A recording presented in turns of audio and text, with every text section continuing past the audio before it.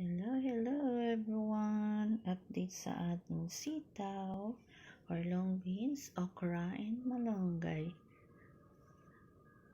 Here, 6 days ago,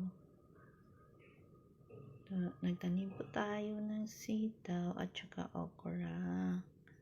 Then, yung malunggay din po natin is already having new leaves. So, meaning, buhay na po. And then, tinignan din po natin yung update ng ating sitaw or long beans. And then, charan! Buhay na po. Buhay na ang ating mga long beans or sitaw or latoy. And then, we have some okra there.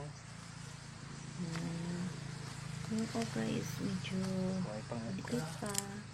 Unlike sa sitaw, ang bilis niyang lumaki.